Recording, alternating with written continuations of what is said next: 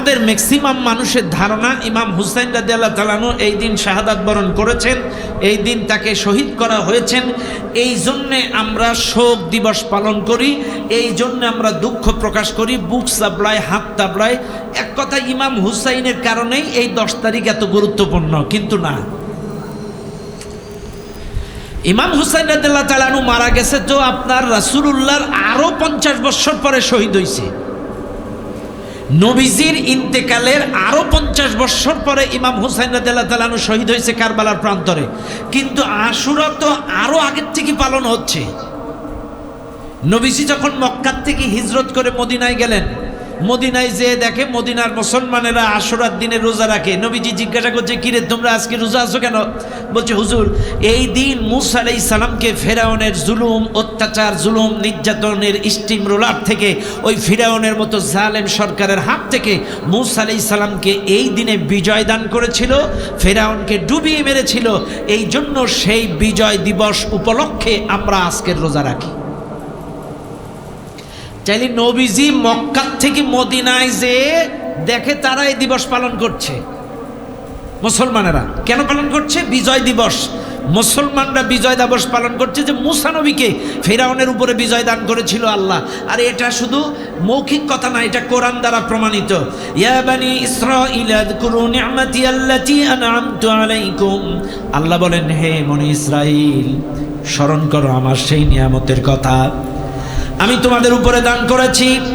ওয়া ইয নাজ্জাইনাকুম মিন আলি ফিরআউন, আর স্মরণ করো যখন আমি তোমাদেরকে ফিরআউনের সম্প্রদায় থেকে মুক্তি দিয়েছিলাম। ইয়াসুমুনাকুম সুআল আযাব ইউযাববিহুনা আবনাআকুম ওয়া ইস্তাহইয়ুনা নিসাআকুম, স্মরণ করো সেই দিনে, স্মরণ করো ওই যে ফিরআউনের সম্প্রদায়ের সেই আযাব থেকে, শাস্তি থেকে, সেই জুলুম নির্যাতন থেকে তোমাদেরকে মুক্তি দিয়েছিলাম, তোমাদেরকে হেফাজত করেছিলাম। এটা কিন্তু কোরআন দ্বারা প্রমাণিত।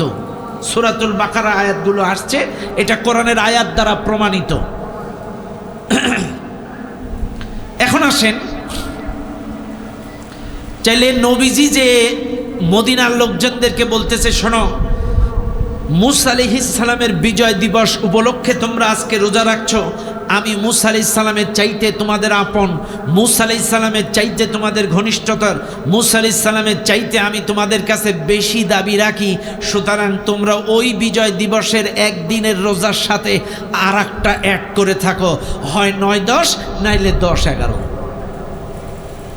হয় 9-10 না হলে 10-11, দুইটা রোজা থাকো ওর সাথে মিল করে। তবে হ্যাঁ, এটাও হাদিসে আছে, যতদিন রমজানের রোজা ফরজ হয়নি, যতদিন রমজানের রোজা ফরজ হয়নি, ততদিন আল্লাহর নবী আশুরার রোজা রাখার ব্যাপারে সাহাবীদেরকে উদ্বুদ্ধ করতেন, থাকার জন্য দাওয়াত দিতেন, নিজেও থাকতেন। কিন্তু যখন রমজানের রোজা ফরজ হয়ে গিয়েছিল, তারপরে নবীজি আশুরার রোজার ব্যাপারে তিনি থাকতেন, কিন্তু পরবর্তীতে সাহাবীদেরকে এত উদ্বুদ্ধ করতেন না, কারণ তখন রমজানের রোজা ফরজ হয়ে গেছে। এর আগে উদ্বুদ্ধ করতেন, আবার নিজেও থাকতেন, কিন্তু পরবর্তীতে যখন রমজানের রোজা ফরজ হলো, রাসূল থাকতেন কিন্তু সাহাবাদেরকে উদ্বুদ্ধ ওই আগের মতো করতেন না রোজা ফরজ হওয়ার পরে।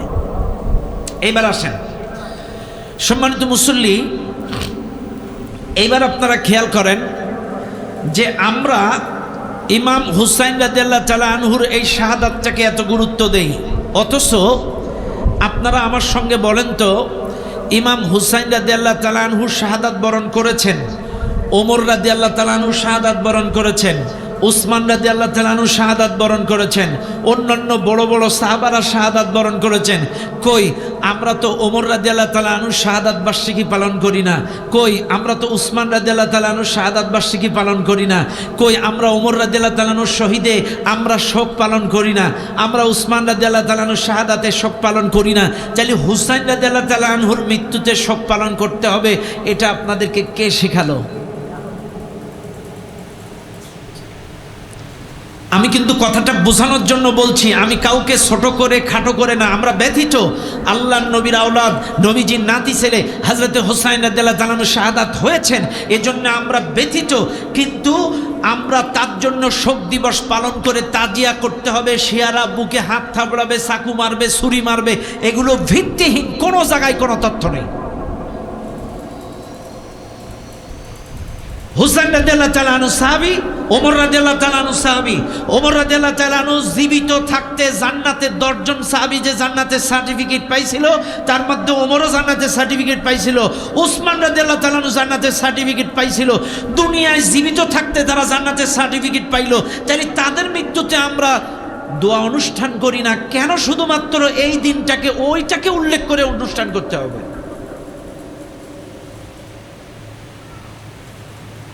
তাইলে কি ওসমান রাদিয়াল্লাহু তাআলা আনহু ছোট সাহাবী হুসাইনের চাইতে? তাইলে কি ওমর রাদিয়াল্লাহু তাআলা আনহু ছোট সাহাবী? মানের দিক থেকে ছোট হয়ে গেল না? আমরা যদি শুধু হুসাইন রাদিয়াল্লাহু তাআলা আনহু শাহাদাত নিয়েই যদি অনুষ্ঠান করি, উদ্দেশ্য যদি হয় এইটাই, তাইলে ওমর রাদিয়াল্লাহু তাআলা আনহুকে ছোট করা হলো, উসমান রাদিয়াল্লাহু তাআলা আনহুকে ছোট করা হলো, অথচ তারা দুনিয়ায় থাকতে জান্নাতের সার্টিফিকেট পাইছে।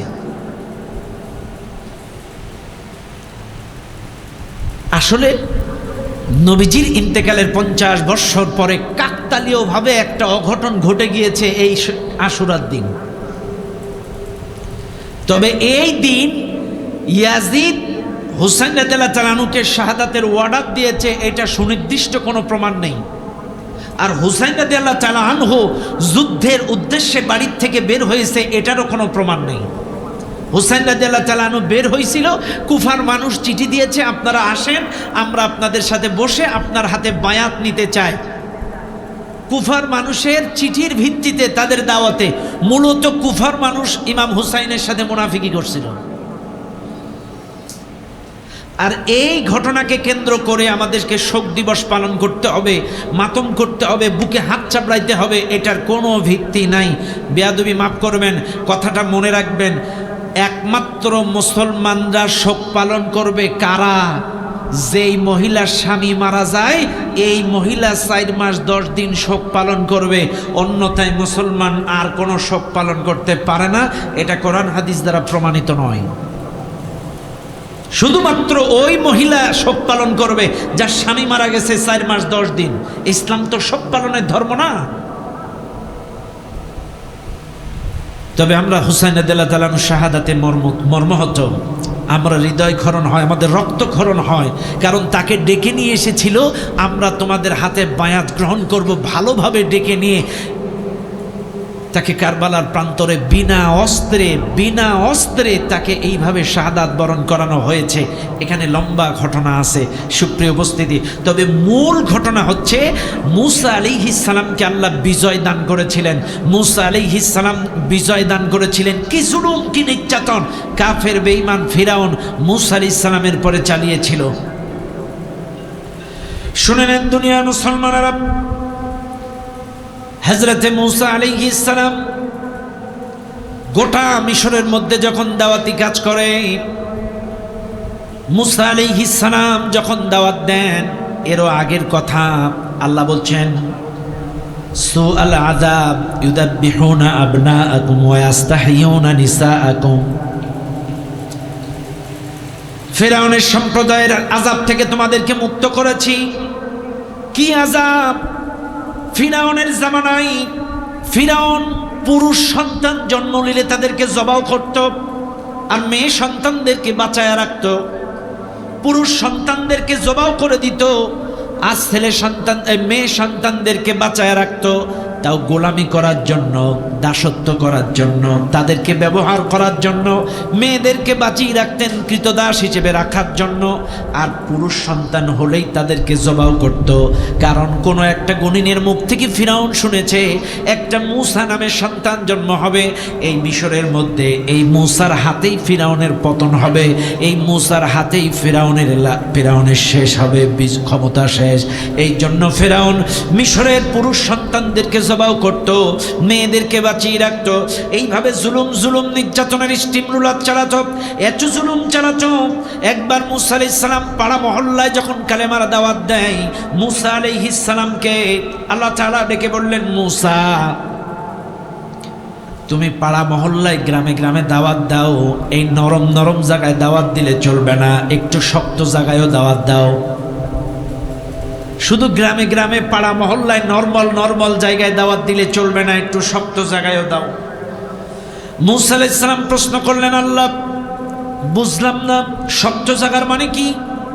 যখন আল্লাহ তাআলা ডাক দিয়ে বলেন শক্ত জায়গার মানে হলো ফিরআউনের রাজ দরবারে দাওয়াত দাও, ফিরআউনের সংসদে দাওয়াত দাও, ফিরআউনের সংসদে যেও কালেমার দাওয়াত দাও।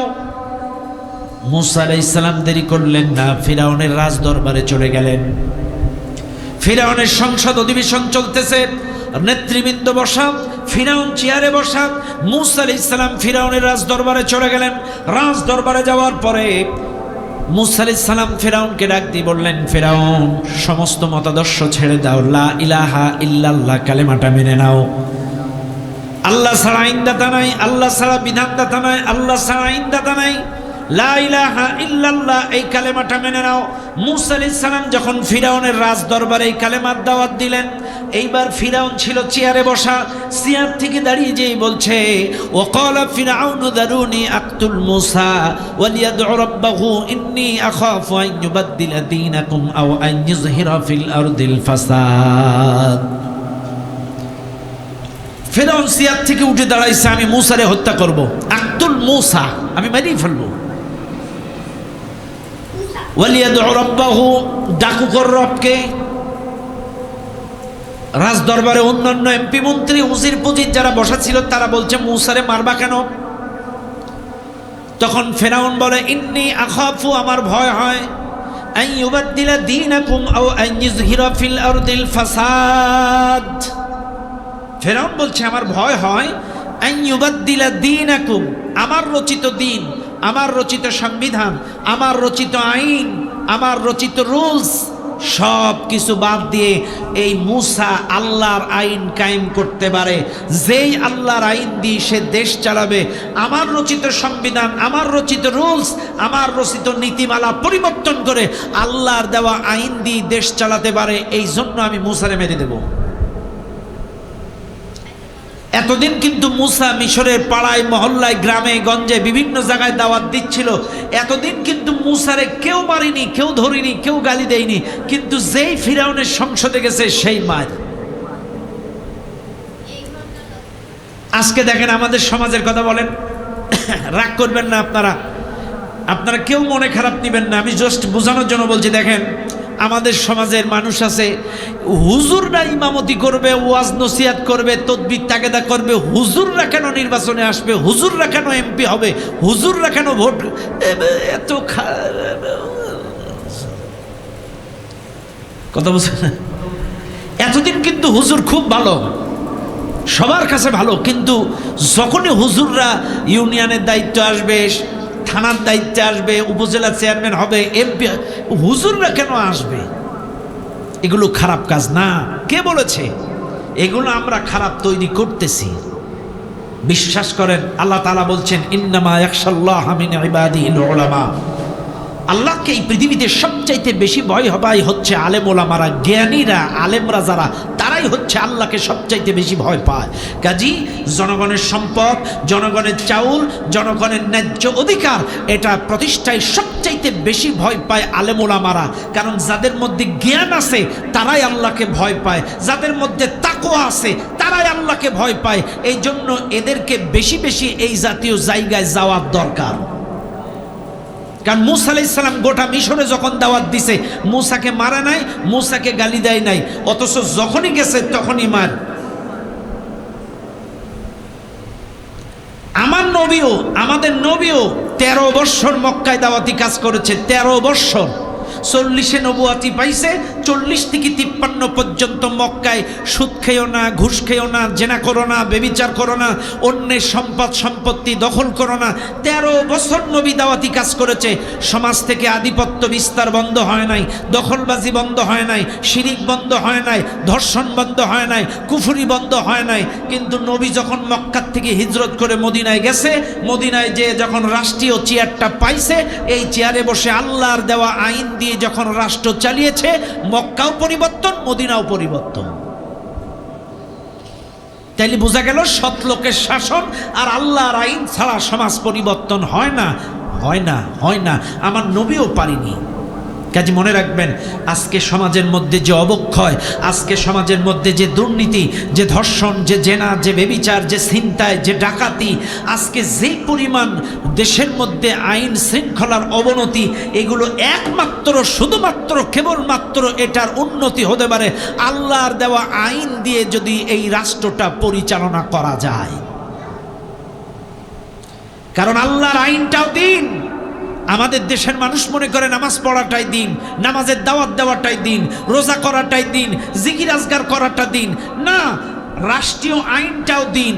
যদি রাষ্ট্রীয় আইনটা দিন না হবে, ফেরাউনে কথা বলতো না, ইন্নী আখাফু আন ইউবাদদিলা দীনাকুম আও আন ইউযহিরা ফিল আরদিল ফাসাদ। আমার ভয় হয় আমার তো আইন তো বাদ দিয়ে মূসা আল্লাহর আইন দিয়ে দেশ চালাইতে পারে, এই জন্য আমি মূসারে মেরে দেব। তাহলে বোঝা যায় এখানে দ্বীনের অর্থ হলো রাষ্ট্রীয় আইন। রাষ্ট্রীয় আইন ছাড়া সমাজ পরিবর্তন হয় না। আজকে সমাজে প্রতিনিয়ত ধর্ষণ, ধর্ষণ, ধর্ষণ। আপনারা বলেন তো, আমাদের এই দেশীয় আইন দিয়ে গতকালকে না পরশুদিন দেখলাম যে 3টা মেয়ে আর স্ত্রীকে জবাই করে হত্যা করছে, আমাদের লক্ষ্মীপুরের সংবাদ। প্রতিনিয়ত ধর্ষণ, খুন, ধর্ষণ, খুন। এগুলো কেমনে বন্ধ হবে? আল্লাহর কোরআনের আইন দেখেন কত সুন্দর। যারা সমাজে ফাসাদ সৃষ্টি করে, অশান্তি সৃষ্টি করে, যারা মানুষের ছিনতাই করে, ডাকাতি করে, চাঁদাবাজি করে, দখলবাজি করে, কোরআন বলতেছে এদের শাস্তি কি? ইন্নামা জাযাউল্লাযীনা ইউহারিবুনাল্লাহা ওয়া রাসূলাহু ওয়া ইয়াসআউনা ফিল আরদি ফাসাদান আন ইউকাত্তালু আও ইউসাল্লাবু আও তুকাত্তাআ আইদিহিম ওয়া আরজুলুহুম মিন খিলাফিন আও ইউনফাউ মিনাল আরদ। আল্লাহ বলছে যারা সমাজের মধ্যে ফাসাদ সৃষ্টি করবে, অশান্তি সৃষ্টি করবে, খুন করবে, গুম করবে, মানুষের শান্তি নষ্ট করবে, ছিনতাই করবে, সমাজের মধ্যে বিশৃঙ্খলা করবে, আল্লাহ বলছে ওদেরকে কতল করো। আর তা না হলে আও ইউসাল্লাবু, ওদেরকে এরকম শুলে চড়াও, আও তুকাত্তাআ আইদিহিম, ওদের হাত কাটো, ওদের ও আরজুলুহুম, ওদের পাও কাটো, মিন খিলাফ, একটার বিপরীত একটা কেটে দাও। এবার আসেন আপনাদের একটা একটা করে বোঝায়। 1 নাম্বার ওদেরকে কতল করো, হত্যা করো। 2 নাম্বার হচ্ছে ওদেরকে শুলে চড়াও। শুল কি? শুল হলো এরকম লোহার মোটা অস্ত্র। লোহার মোটা অস্ত্র, আগার দিকে থাকবে হুল। এই হুলের উপরে যিনি আসামি, সাক্ষী প্রমাণের ভিত্তিতে একজন আসামি প্রমাণিত হবে যে আসলে প্রকৃত আসামি, এই ফাসাদকারীকে এই লোহার মোটা অস্ত্রের উপরে বসাই দেওয়া হবে। আর 2 হাত দিয়ে নিচের দিকে ক্যাট করে টান মারা হবে। এই লোহার মোটা অস্ত্রটা মলদার দিয়ে ঢুকে নাড়ি ভুড়ি ছেদ হয়ে মাথা দিয়ে বেরিয়ে যাবে। এটাকে বলা হয় শুলে চড়ানো, আও ইউসাল্লাবু। এটাকে বলা হয় শুলে চড়ানো। এই শাস্তি যদি কোনো ফাসাদকারী, অশান্তি সৃষ্টিকারীকে বাংলাদেশে পেপার পত্রিকায় সকলের সামনে একটা ফাসাদকারীকে এই শাস্তি দেন, পরের দিন থেকে সব শেষ। আও তুকাত্তাআ আইদিহিম, ওর হাত কেটে দাও। ওয়া আরজুলুহুম মিন খিলাফ, ওর পাও কেটে দাও, একটার বিপরীত একটা। প্রথমে ডান হাত কাটো, তারপরে বাম পাও কাটো। যারা সমাজে ফাসাদ করে, ছিনতাই করে, অশান্তি সৃষ্টি করে, মানুষের জায়গা জমি দোকান দখল করে, এদের একটার বিপরীত প্রথমে ডান হাত, পরে বাম পাও, একটার বিপরীত একটা কেটে দাও। সূরা মায়দা 33 নম্বর আয়াত।